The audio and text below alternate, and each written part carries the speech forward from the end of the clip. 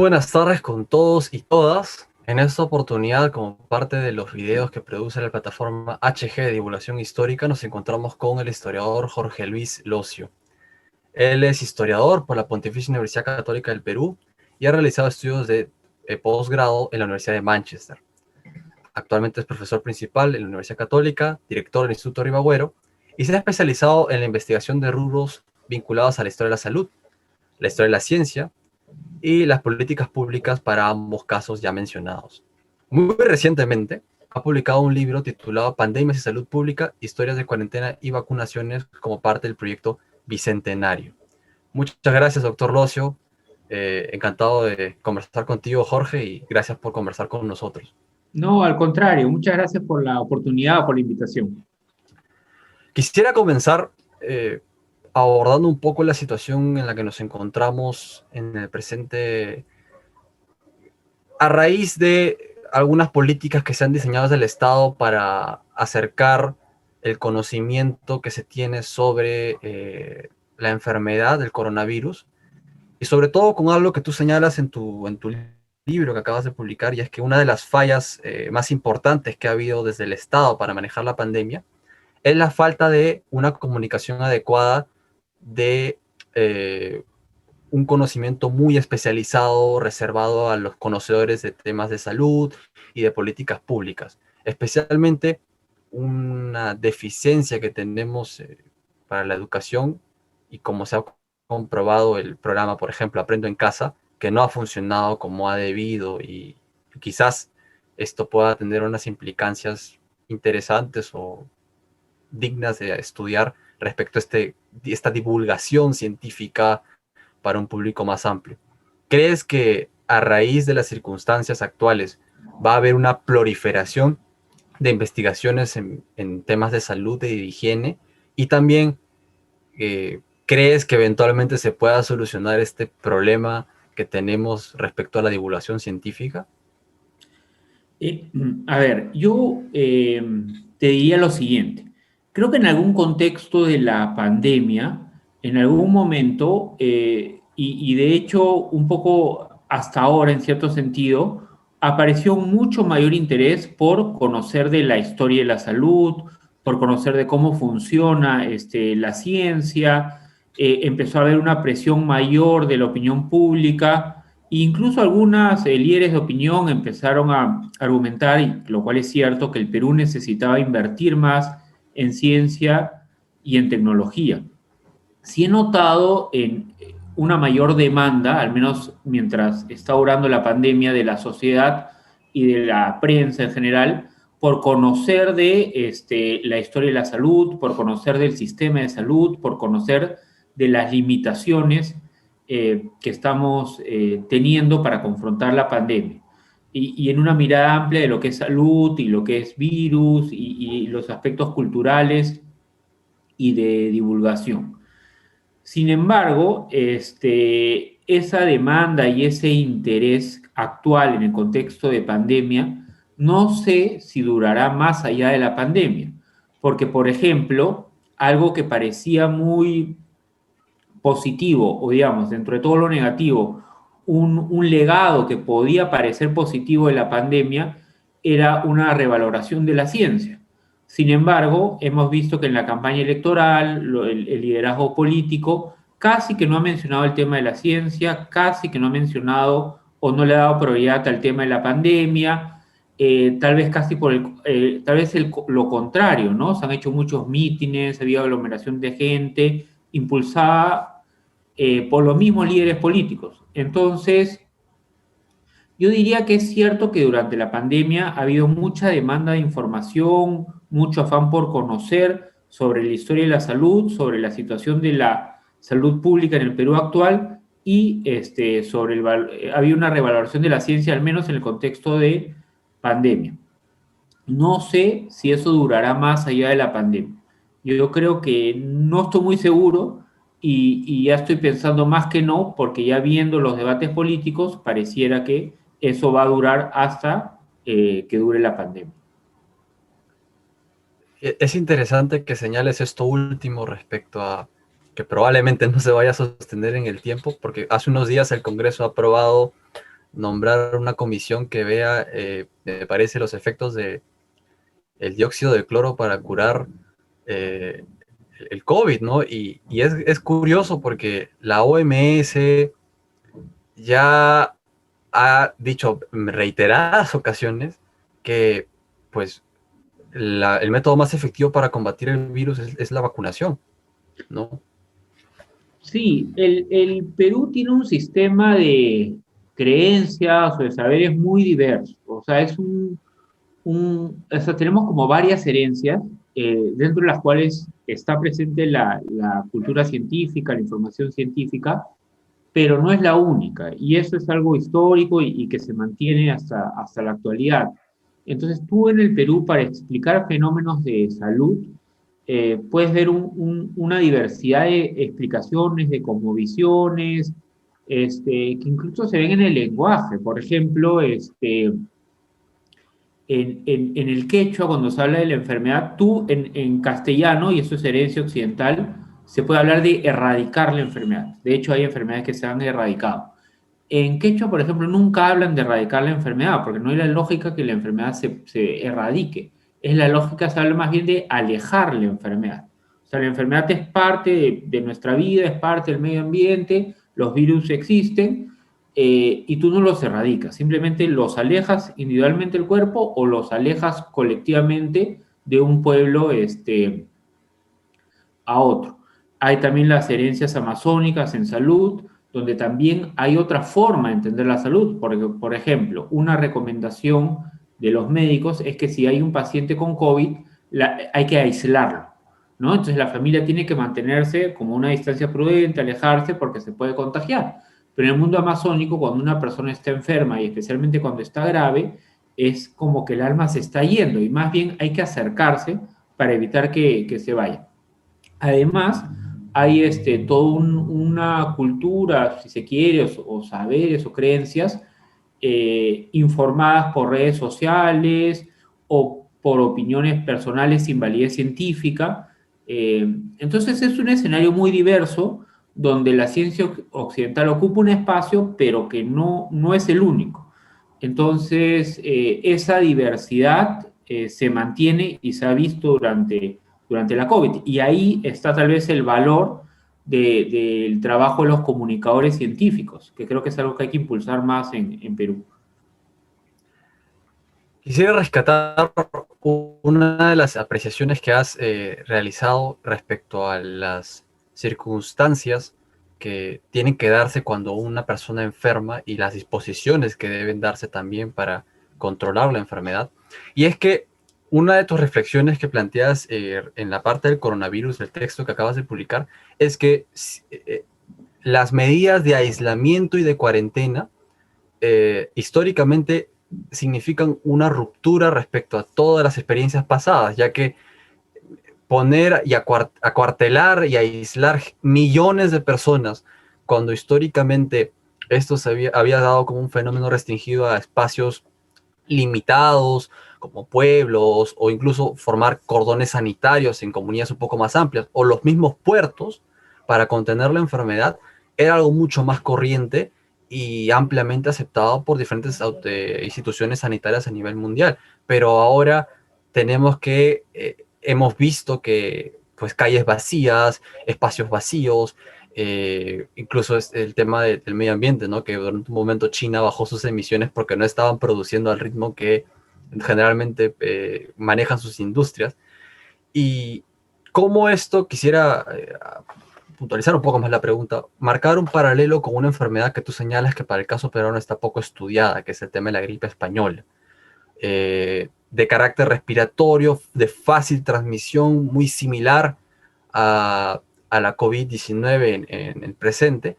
Y en ese sentido quisiera preguntarte, históricamente, ¿cómo hemos pasado de estos espacios restringidos y mucho más focalizados a tener básicamente que aislar a millones de personas e incluso así no tener resultados tan efectivos como se hubieran esperado? Sí, a ver, una característica histórica de la salud pública, fundacional, incluso en el mundo y en el Perú también es que es el autoritarismo. O sea, una medida como las cuarentenas, donde obliga, o sea, como lo que hemos vivido ahora y como un poco las del pasado, pero tal vez a menor escala, o los cordones sanitarios, ¿no? Cuando se aislaba ciudades, o incluso en la década de los 20 se mandó quemar ciudades enteras cuando había algunas epidemias. Esa característica del autoritarismo es una característica histórica de la salud pública. Lo que sí creo que es inédito en la historia es la escala. Es decir, desde 1830 tenemos cuarentenas, pero normalmente eran cuarentenas a tripulaciones que venían de puertos donde se sabía que había un brote epidémico. O a veces hacían cordones sanitarios, se han hecho en Paita, en la Convención, en distintas ciudades. Pero la cuarentena de un país entero, una cuarentena estricta que, bueno, con idas y vueltas lleva durando casi año y medio, más en algún momento a nivel global, eh, eso sí es inédito. Eso yo creo que nunca ha habido en la historia. Tú señalas bien el antecedente más parecido a lo que estamos viviendo, que es el de la influenza española, que las medidas fueron muy similares. Si uno ve los afiches en salud de la influenza española, los va a ver muy familiares, ¿no? El uso de mascarillas, el aislamiento social, la prohibición de espectáculos públicos, pero la escala es muy distinta. Yo no creo que haya habido caso en que todo el mundo porque casi literalmente todo el mundo en algún momento estuvo en cuarentena, encerrado en sus casas, los gobiernos de forma estricta imponiendo estas cuarentenas. Eso creo que es inédito, ¿no? Entonces las consecuencias eh, de esta medida yo creo que las vamos a ir conociendo recién a futuro. Ahora, respecto a lo que ahora está en boca de todos, lo que es el tema de la llegada de la vacuna, la implementación de la vacuna, es a todas luces, creo yo, frente a la proliferación de movimientos negacionistas o escépticos que no creen en la ciencia o no creen que la vacuna vaya a funcionar por diferentes razones que no se explican del todo. Eh, por ejemplo, algo que se ha conversado para el caso peruano recientemente en medios de comunicación es que no solo es la llegada de la vacuna, y hay que tomar en cuenta que el Perú va a recibir no una sola marca de vacuna, sino diferentes marcas de vacuna. Pfizer, AstraZeneca, incluso se ha negociado ahora para comprar vacunas de Sputnik, de Rusia, que cada vacuna eh, necesita condiciones de refrigeramiento particulares y las cuales no en todos los espacios a nivel nacional se pueden sostener. Es mucho más factible que para condiciones más rigurosas las vacunas que requieran estos tipos de características se queden, por ejemplo, en los centros urbanos, que en las zonas de provincia que no tienen los implementos tecnológicos o la base material como para poder sostener esto. Entonces, esto es interesante sobre todo por algo que, como te estaba mencionando, la primera campaña de vacunación masiva que vimos aquí en el Perú fue con la llegada de niños provenientes de Europa, ¿no? Entonces, en ese sentido, quisiera ver la manera de trazar un paralelo contigo en cómo estas condiciones que ahora nos estamos preguntando y que efectivamente van a marcar una diferencia respecto a quién recibe qué tipo de vacuna, más allá de los criterios que disponga el Estado de trabajadores de primera línea, adultos mayores y todas esas características, eh, cómo administrar cómo se administró históricamente la vacuna, cuáles fueron los criterios que imperaron para determinar quién la podía recibir antes que otro. Ya, a ver, de esa pregunta, a ver, me vienen varias ideas. La primera es sobre los temores, la ignorancia o el rechazo a la vacuna. Bueno, eso también es algo histórico. Desde que llega la primera vacuna, a inicios del siglo XIX hubo temor a la vacuna, hubo gente que no quiso vacunarse.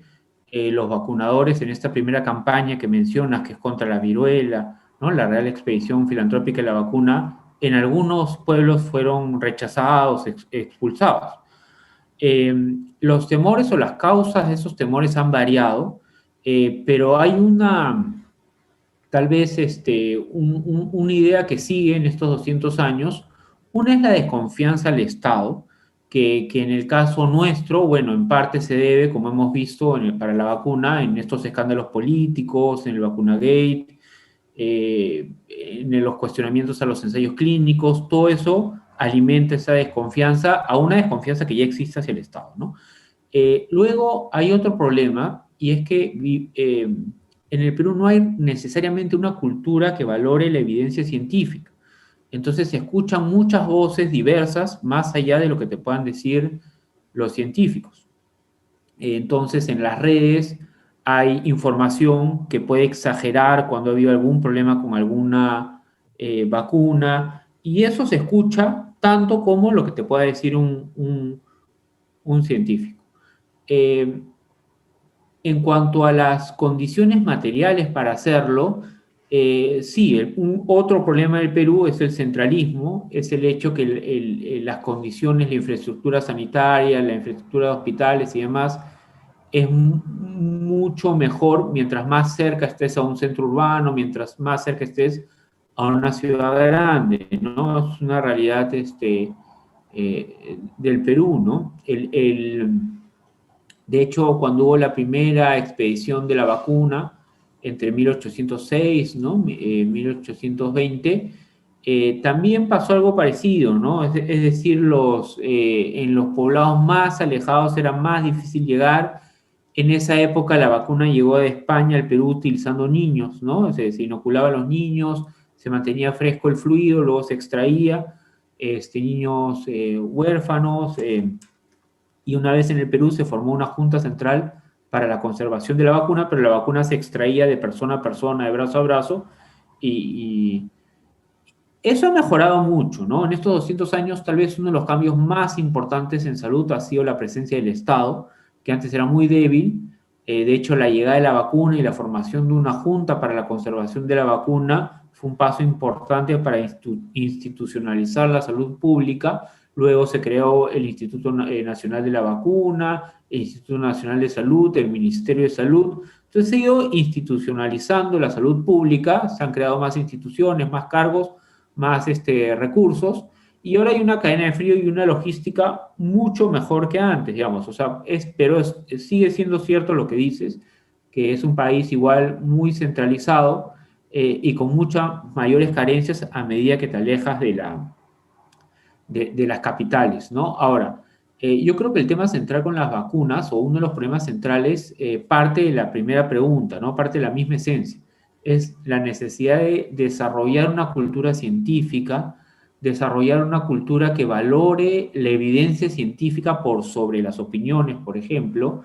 eh, un programa educativo que nos ayude a los peruanos a distinguir lo que puede ser información con validez científica de aquella información que son solo opiniones, o a veces información sesgada con algún agenda, con algún interés político. Y creo que ahí es donde hay que invertir mucho más.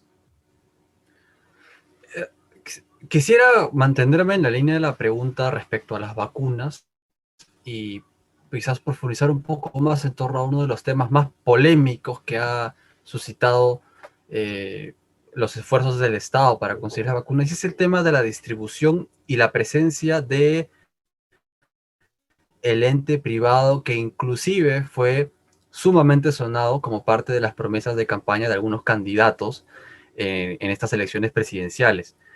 Algunos dicen que debería ser privado, otros de manera mixta, y citan un poco ejemplos en donde supuestamente esto funciona, aunque en realidad no es tanto así. Entonces, eso también creo que parte con el hecho de valorar, el problema que tenemos de valorar conocimiento científico por encima de las opiniones e ideas que a veces se formulan sin mayor respaldo. En ese sentido, quisiera preguntarte si es que tenemos históricamente algún ejemplo concreto donde la presencia o el rol privado haya permitido vacunar eh, en paralelo al Estado, junto con el Estado, a un determinado tipo de población. Yo te estaba comentando de un caso que a mí al menos no me queda muy claro si entraría en esa categoría, como es el tema de las campañas de vacunación en haciendas, ¿no? Que no habrán sido masivas, sobre todo en contextos de epidemia. Conozco el caso de la peste, donde el Estado mismo llevaba los registros de las vacunaciones que se daban en las ciudades como en haciendas, y que definitivamente no todos los hacendados podían pagar, sino aquellos que tenían una suficiente cantidad de dinero como para poder realizar ese tipo de esfuerzos. Y bueno, tenemos casos así en nuestra historia que sean parecidos a lo que ahora se cree que podría ocurrir si es que entrasen los privados. Yo lo que diría es que eh, uno de los cambios más importantes que ha habido en la salud pública ha sido que el Estado asuma que la salud es parte de sus deberes, porque hasta inicios del siglo XX no era tan claro eso. Inicio del siglo XX, el Estado, por diversos factores, epidemias de peste bubónica, la influencia española, la Gran Depresión, el Estado empieza a asumir más roles y uno de esos roles es el cuidado de la salud. Y a lo largo del siglo XX, esa fue una idea que no fue cuestionada. Por el contrario, los gobiernos, incluso las dictaduras militares de derecha, como Hongría, reconocieron que la salud era deber del Estado. En los 40 incluso se empezó a hablar de la salud como un derecho humano y fueron expandiendo esa presencia del Estado en salud. ¿Qué pasó? En los 90, porque a veces la historia pues tiene estas idas y vueltas, hubo este cambio de modelo, no solo en Perú, sino a nivel global, caída de la Unión Soviética, el modelo neoliberal entra con mucha fuerza en todas partes, y este es un modelo que cuestiona la presencia del Estado, o sea, cuestiona la eficiencia del Estado, le asigna mucho más valor al sector privado, y empezó a haber muchos cuestionamientos hacia la eficiencia del Estado, hacia el rol del Estado, incluyendo el caso de la salud. Se empezó a desarrollar la idea que la salud en todo caso era un asunto de cuidado individual, que cada quien debía ser responsable de su salud, que si yo me enfermaba eso no debía constituir una carga para el Estado, que en todo caso uno tenía que sacar sus seguros privados y demás. Yo creo que el debate que hemos visto nosotros en esta campaña de vacunación sobre el rol del Estado y los privados es herencia de estos cambios en los 90, más el hecho que la campaña coincidiera con una elección. Entonces, en la elección obviamente se politiza todo y claro, hay una agenda política detrás de estos cuestionamientos también. Esto a mí sí me ha sorprendido, porque es cierto que ha habido instancias de vacunaciones de privados siempre. O sea, yo, si quiero vacunar a mis hijos, no de la COVID, pero digamos de las otras enfermedades, puedo ir a un privado, o sea, puedo ir a un médico privado que las compre en un laboratorio privado, puedo ir a una posta, o sea, puedo ir a una institución estatal. O sea, esa diversidad existe. Pero sí me ha sorprendido el debate, porque ese debate yo sí no lo he visto para el siglo XX, ¿ah? Ese debate de si el Estado debe ser quien conduzca la campaña de vacunación, eso yo creo que en el siglo XX les queda claro a todos que sí tenía que ser el Estado. Eh, También, por ejemplo, para mí es algo nuevo, es ver como hay 3, 4, 5 vacunas distintas, la Moderna, la Sputnik, la AstraZeneca, la Johnson Johnson, también las vacunas chinas, también me ha sorprendido, no ha sido muy común en el pasado, esa lógica de decir, bueno, yo quiero esta, la China no quiero, yo quiero la Johnson Johnson, eso también es muy nuevo, eso yo creo que nunca se había dado. Por ejemplo, con la polio, cuando hubo la campaña para erradicar la polio, había dos vacunas posibles, una oral, otra no, cada uno tenía sus ventajas, sus desventajas, pero fue la OPS, la Organización Panamericana de la Salud, la que decidió cuál era mejor para esta campaña regional. Los estados asumieron la conducción y consiguieron apoyo privado, sí, en términos de, por ejemplo, lo que hemos visto ahora en cambio, es incluso un cuestionamiento al rol del Estado. Eso sí me parece novedoso y me parece herencia electoral, donde todo está más politizado, ¿no? Entonces, De hecho, ha habido instancias de vacunación privada, sí, pero este cuestionamiento de si debía ser el Estado o no quien conduzca la campaña de vacunación, si el Estado o los privados eran mejores para manejar la salud, o si cada quien debía vacunarse por donde pudiera, eso sí y con qué vacuna, eso sí me parece novedoso.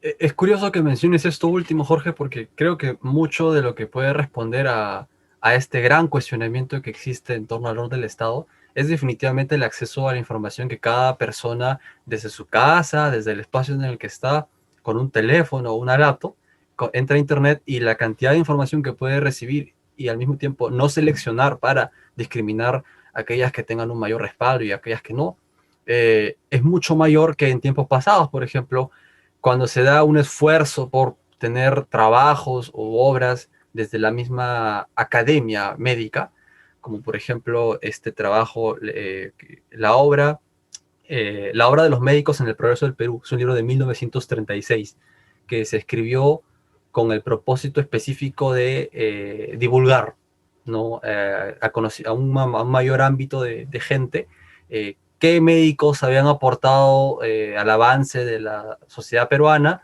Incluso presentaban un cuestionario con preguntas específicas, dentro de las cuales se incluía cómo podría mejorar el Estado para proveer mejores servicios de salud, ¿no? Entonces, eso era lo más que quizás la población que sabía leer, que tenía cierto interés por estos temas, podía acceder a la opinión científica traducida de un médico, a manera de un mecanismo de pregunta y respuesta, ¿no? Mientras que ahora la gente entra a internet o ve el periódico o ve televisión, y es un mundo de informaciones del cual no sabe muy bien cómo elegir.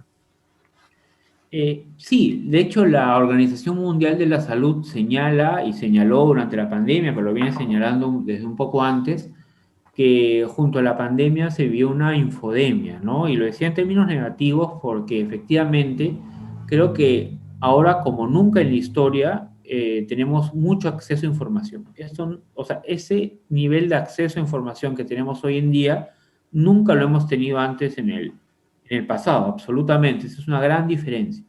Pero ¿qué ocurre? Por supuesto, tenemos acceso a mucha información, pero muchas veces son opiniones o es información cargada de agenda política, o no hay sustento científico. Entonces uno accede a muchísima información que tiene que procesar, que tiene que filtrar, pero no es siempre fácil filtrar. Entonces, efectivamente, yo creo que ese es uno de los retos para los estados, el poder comunicar dentro de este mundo de información y poder advertir también qué información puede ser válida o no. Y además, como este era un virus nuevo y al comienzo tampoco es que se tenían tan claras las cosas, instituciones como la OMS iban y venían, ¿no? Decían una información, luego la contradecían, pero justamente porque estaban descubriendo qué ocurría con el virus. Entonces, y a eso súmale la desconfianza que puede haber hacia los científicos, hacia los laboratorios. Hay mucha desconfianza hacia los laboratorios, hacia sus intereses, hacia las farmacéuticas. El mundo de las farmacéuticas es muy cuestionado, hay muchos temores y desconfianzas. Entonces, todo eso hizo y hace que sea muy difícil a veces distinguir qué información es válida y cuáles no. Ahora, yo quisiera preguntarte un poco de un tema que no ha llamado mucho la atención, o al menos frente a otros temas como los que ya hemos mencionado, el tema de la distribución de vacunas, el tema de de la divulgación, o incluso el manejo de ciertas políticas desde el Estado para afrontar la pandemia. Es algo que tú has trabajado, que es el tema de la altura en el caso peruano, y cómo eso dentro de la comunidad científica significó una reflexión importante en torno a la biología eh, del ser humano, y cómo los espacios en donde estos habitaban se veía condicionado en cierta medida por ellos, ¿no? Y esto te lo formulo a raíz de una pregunta que le hicieron a la historiadora Gabriela Ramos en un podcast de la Universidad de Cambridge el año pasado, en donde a raíz de una reflexión sobre cómo se puede explicar que las epidemias que trajeron los europeos con la conquista hayan logrado de manera tan eficaz diezmar a las poblaciones que se encontraban en espacios, sobre todo en las alturas, ¿no? Y que comparativamente hablando, eh, no teníamos centros densamente poblados como los que había en Mesoamérica, y sin embargo, de todas maneras, se diezmó a la población de manera importante con la llegada de estas enfermedades. Y ella señalaba que algo que había surgido como resultado de la pandemia, pero que, al que no se le había dado mucha atención, era cómo, mientras que en la costa y en la zona de selva, los niveles de contagio y de decesos eran bastante altos, en los poblados o en las ciudades por encima de los 2.000, 2.500 metros sobre el nivel del mar, en el caso peruano, esto al menos en la primera cuarentena no fue tan alto. Ahora más bien, esto más bien sí ha crecido en comparación a cómo se manejaba en un comienzo, pero era tal la idea que el coronavirus no podía pasar esa barrera de la altura andina. Incluso recuerdo un video que sacó la República que decía: el coronavirus tiene soroche, no precisamente por este manejo de los datos que se tenían. ¿Qué podrías comentarnos al respecto? Mira, yo, a ver, primero en el tema de la altura, efectivamente, los aspectos geográficos, climáticos, sí pueden impactar en los virus, en las bacterias, o sea, en las enfermedades. Hay enfermedades que no las encuentras a ciertas alturas, como hay enfermedades que son más comunes a ciertas alturas y no tanto a nivel del mar. O sea, de hecho, hay todo un instituto de medicina de altura. Hay dos, ¿no? Uno de San Marcos, uno de Cayetano. Los dos han producido muchísima investigación desde hace 100 años más o menos sobre los efectos de la altura en la salud de los seres humanos. Entonces, sí es un factor que se puede y debe tomar en cuenta. Ahora, yo también recuerdo que en algún momento de la pandemia se habló de que el COVID no viajaba a ciertas alturas, que me parece que eso ya no es considerado válido. Yo diría por qué tal vez en la primera ola no se afectó tanto ciertas ciudades de altura. Puede ser diversos motivos. Yo me acuerdo que en Cajamarca se organizaron muy bien para cuidar que nadie entre a las comunidades, para ser muy estricta la cuarentena, que a veces en las ciudades más grandes es más difícil de controlar. Entonces, yo diría que incluso a veces con enfermedades que antes se pensaban que eran exclusivas de la altura, son muchos factores. O sea, hay que tener en cuenta muchos factores. Sí creo que el tema de la altura puede ser determinante para algunas enfermedades, tal vez no tanto para otras. En este caso, yo diría que había esta idea, creo que ya no es tan válida, y si en la primera ola no se golpeó tanto a algunas ciudades de altura, habría que analizar o investigar bien por qué. Tal vez tuvieron una mejor organización, tal vez se cuidaron más, fueron más estrictos. Eso habría que investigarlo bien las razones, ¿no? Pero o sea, no caer en un determinismo geográfico, pero tampoco descartar los aspectos climáticos, geográficos, porque sí tienen incidencia en las enfermedades. Ahora, quizás trasladando un poco la pregunta hacia el enfoque más social de los efectos del coronavirus, ¿tú consideras que fenómenos como el racismo, la xenofobia, se ven exacerbados a la luz de crisis sanitarias como este tipo? ¿Y qué ejemplos históricos concretos podríamos encontrar para explicar este tipo de características? Yo tengo una idea que me gustaría compartir contigo respecto a cómo denominamos a la gente que se contagia y cómo eso afecta quizás la percepción colectiva de lo que entendemos por enfermedad. Pero primero quisiera que me comentes un poco al respecto. Sí, ahí están los trabajos de Marcos Cueto, de Patricia Palma también, que muestran claramente cómo las epidemias exacerban prejuicios. En el caso peruano hay muchos ejemplos, ¿no? Uno, por ejemplo, a ver, cuando hubo las epidemias de fiebre amarilla en el siglo XIX, se le echó la culpa a los migrantes chinos y eso hizo que mucha política oficial y respuesta municipal fuera contra eh, las poblaciones migrantes, ¿no? Migrantes chinas. Cuando hubo el cólera en 1991, se le echó la culpa a los migrantes andinos a Lima, y también cuando hubo la epidemia del SIDA en los 80 se le echó la culpa a la población LGTB. Entonces, sí, o sea, discriminación, racismo se exacerba durante las pandemias, sí. Cuando hubo el H1N1, me acuerdo mucho discurso contra los mexicanos. Me acuerdo que sobre todo en Estados Unidos o en ese contexto, ¿no?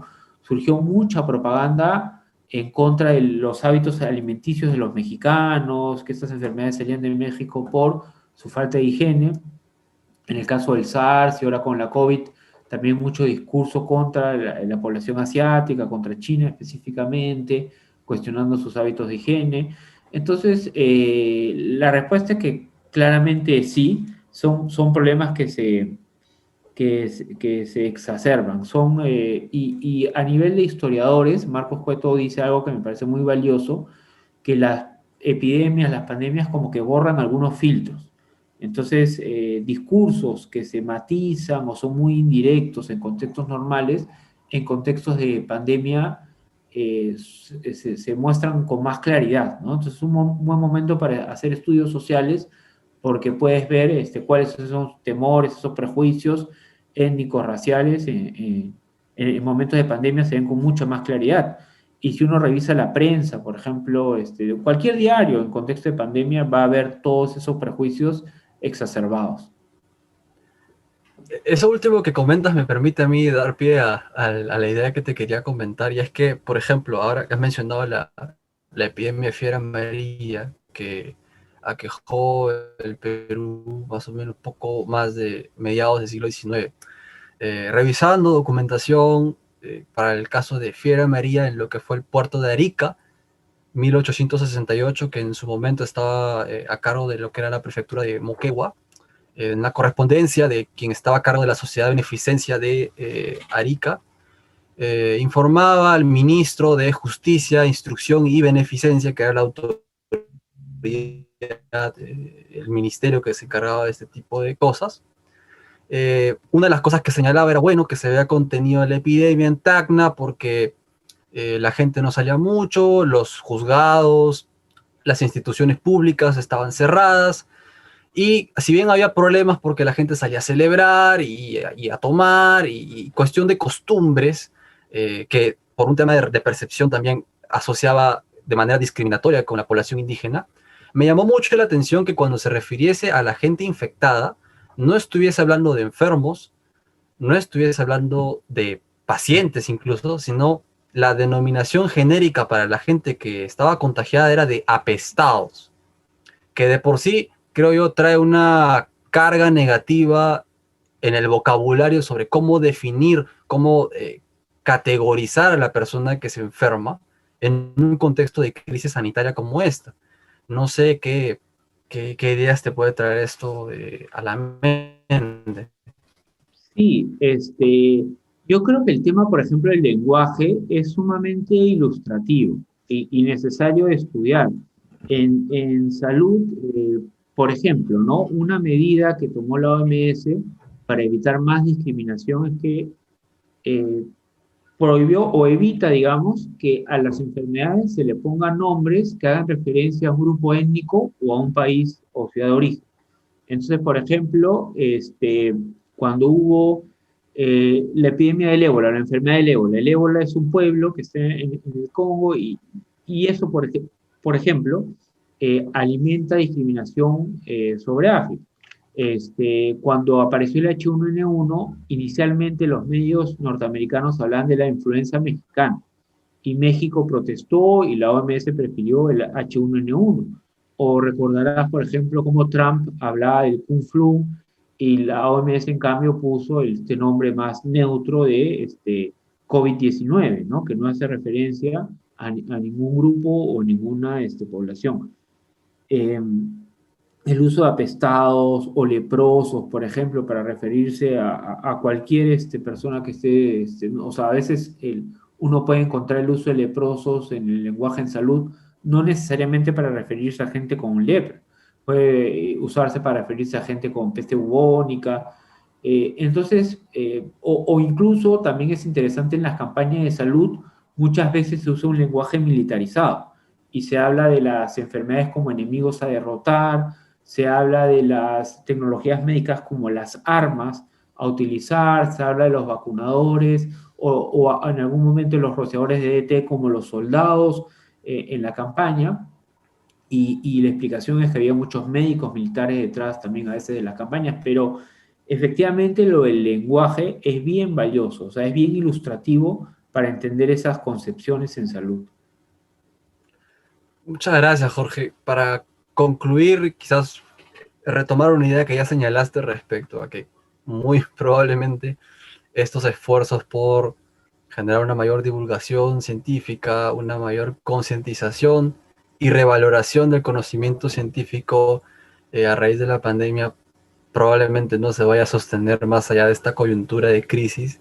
Quisiera preguntarte sobre tú como historiador, ¿qué estrategias considerarías tú que deberían implementarse desde el Estado y que deberían ser tomadas en cuenta por quien vaya a resultar ganador de estas elecciones para utilizar la historia como un medio de revaloración de la ciencia y progresivamente generar una mayor conciencia sobre su importancia dentro de nuestra sociedad? Mira, yo creo que lamentablemente, eh, a ver, lamentablemente creo que hay que partir desde lo más básico. ¿Y por qué lamentablemente? Porque todavía ya hay profesores en la universidad o distintos científicos que también se abocan a esa tarea de divulgación científica. Eh, en el Perú hay que partir de explicar por qué es valiosa la ciencia. ¿Y por qué digo lamentablemente? Porque se supondría que esa etapa ya está superada, pero creo que hay que empezar desde esa base. Creo que hay que partir de ahí. Explicar primero, ganar un apoyo consensuado de social, político, universitario, de reafirmar que la ciencia es valiosa. Luego, reafirmar que invertir en ciencia es eso, es invertir. O sea, no es un gasto, no es, o sea, es una inversión. Por ejemplo, lo que nos va a sacar de esta crisis es la vacuna y detrás de la vacuna hay un montón de investigación científica. Eso hay que revalorar. Yo creo que históricamente en el Perú se ha valorado las ciencias más pragmáticas, o sea, se ha valorado a los médicos, se ha valorado a los ingenieros. Y la investigación científica que pueden hacer médicos e ingenieros porque se piensa que ese es un saber que puede ser práctico, o sea, que te puede llevar algo. Pero no son solo las únicas ramas, ¿no? O sea, todos los saberes científicos son valiosos, o sea, todas las especialidades pueden llevar a conocimientos valiosos para ayudarnos a mejorar nuestras condiciones de vida. Pero yo lo que haría sería primero una campaña fuerte, educativa, universitaria, de poner en valor la ciencia, luego explicar por qué es importante invertir en investigación científica, a pesar que esa investigación pueda parecer muy abstracta o a pesar que pueda parecer que es una investigación que no va a salir del aula universitaria o que no va a llevar a nada práctico, lo cual, por supuesto que no es así, ¿no? Toda esa investigación científica luego es la que nos permite, por ejemplo, desarrollar vacunas como lo que estamos viendo ahora, ¿no? Que nos va a sacar de esta crisis. Entonces yo creo que hay que empezar desde lo más básico y luego ir ganando consensos en cuanto al valor de invertir en ciencia, a pesar de que obviamente en el Perú los recursos son limitados. Bueno, muchísimas gracias, Jorge, por haber compartido este tiempo con nosotros y sobre todo esta conversación que definitivamente ha ilustrado, ha explicado y sobre todo detallado las posibles respuestas que surgen en torno al sinfín de preguntas que también se dan provocadas por esta crisis sanitaria. Muchísimas gracias, Jorge, y a nuestro público que nos está viendo y escuchando. No se olviden estar atentos a la plataforma HG en sus diferentes redes sociales, porque seguiremos actualizando con nuevo contenido que estoy seguro será muy interesante para ustedes. Que tengan muy buenas tardes. Muchísimas gracias.